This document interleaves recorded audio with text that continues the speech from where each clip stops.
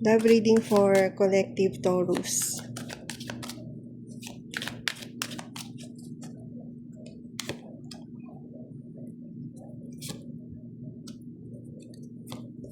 Yung tumutunog sa background ay washing machine po yan. Taurus, this week, magiging strong yung connection mo sa person mo. Magiging maganda yung flow ng samahan ninyo. Merong cooperation, ako na nasisense dito. Naririnig ko yung word na attraction.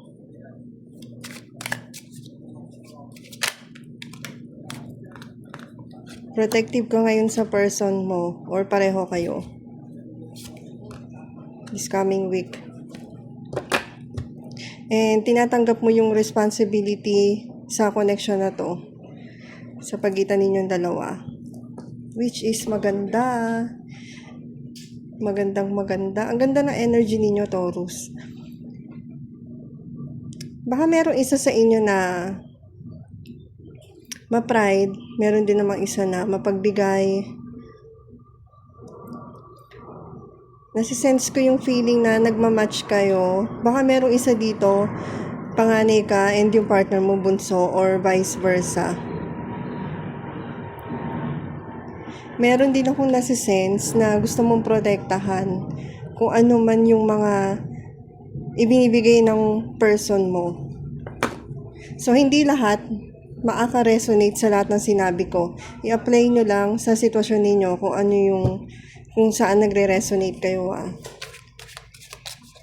Ano yung challenge ng connection ninyo ngayong week na to?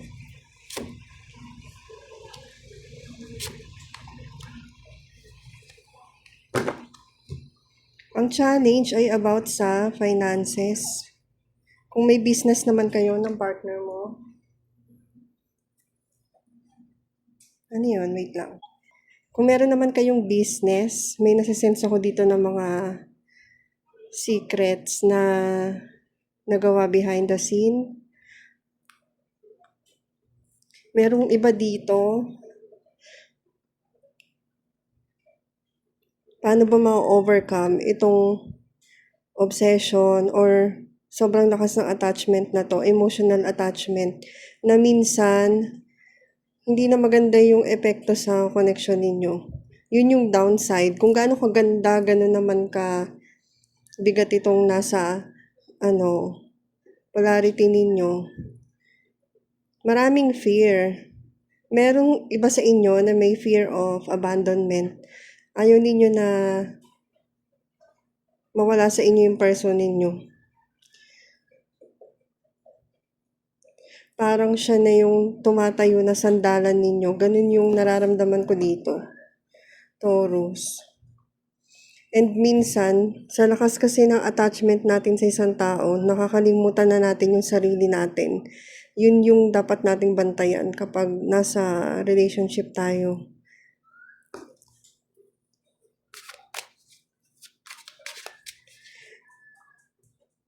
Meron din ako nasisense.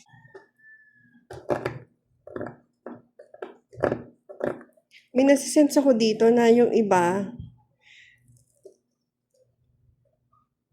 mahilig magtrabaho or anong tawag doon? Workaholic. Merong iba dito na workaholic or yung person ninyong workaholic.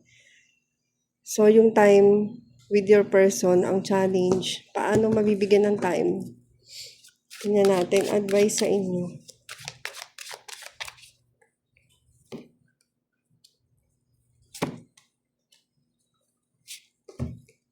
Oo nga, time nga. Bigyan ng time, bigyan ng attention para maging stable yung connection ninyo. Pwedeng family, pwedeng kung ano man yung project na ginagawa ninyo, business. Maliliit na contribution na binibigay ninyo dito sa relationship ninyo. Nagsisilbi yan na mga, kapag dumami yan, strong foundation para sa connection. So, yun yung importante. Yun yung advice. Gumawa kayo ng creative activity na magkasama kayo or mag-spend time kayo together. create new memories. Okay, thank you, Taurus. Love reading para sa Virgo Collective.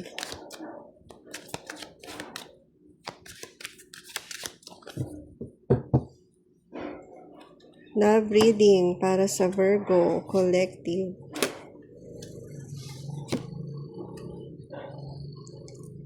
Virgo, hindi mo alam kung paano mo sisimulan yung bagay na gusto mo, na pumapasok sa isip mo. Kasi wala ka sa balance.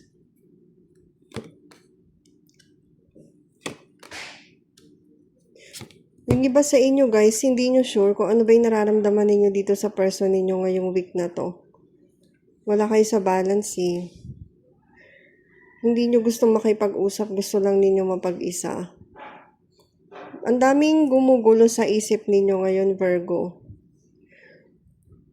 I-clear nyo yung mind ninyo na sa sense ko dito na overwhelmed. Overstimulated ba kayo?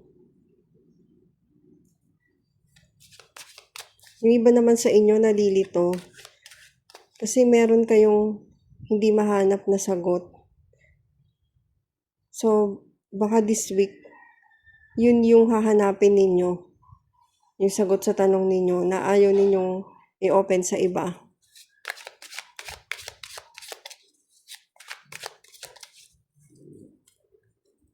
Ano yung challenge sa'yo? Magulo yung isip mo. Lahat sinasarili mo lang. And gusto mo ma-overcome to on your own. Feeling mo, limited lang yung resources mo. So, yung galaw mo, yung mundo mo, pinapaliit mo rin. Ganun na si sense ko sa'yo, Virgo, this week.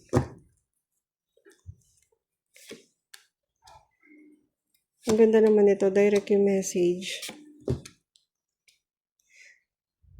Over time, magiging okay ka din, mahahanap mo din yung sagot sa tanong mo. Matutupad rin yung wish mo o yung hinihiling mo.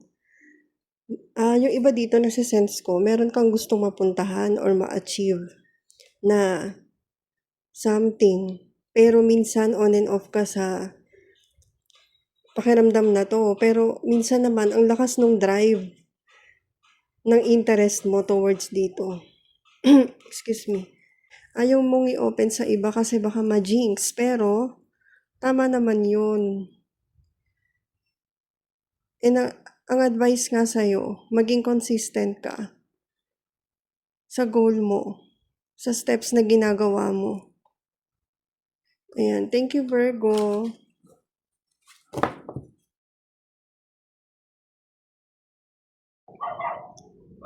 Capricorn, na mag-start ako sa'yo, biglang naging maingay mga aso sa labas. Ayan, okay. Capricorn. Love reading para sa Capricorn.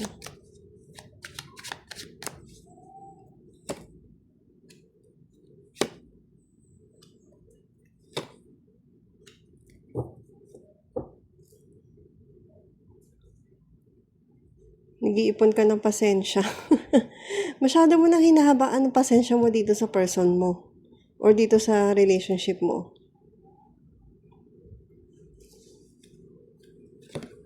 Ang dami mo nang naubos na time sa kakaisip dito.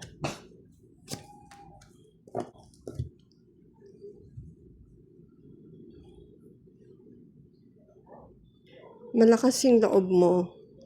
Kahit sabihin natin na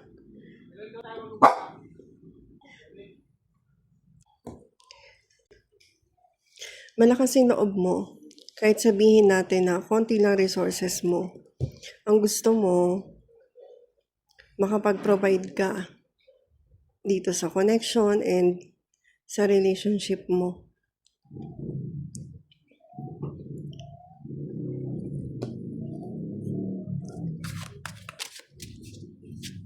Merong iba sa inyo, yung iba nasa sense ko, alam mo sa sarili mo na naging selfish ka pagdating dito sa connection na to.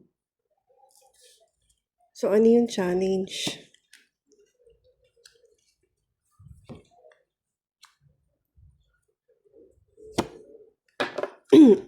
Excuse me. Ang challenge, kung paano mo maiintindihan yung value ng give and take.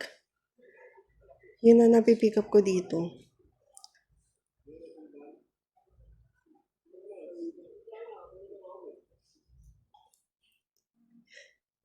Meron kang way para malaman mo kung ano yung dapat mong gawin. Pero hindi mo ginagawa. Yun ang nasisense ko dito. Masyado ka nagpo-focus sa physical na aspect ng relationship.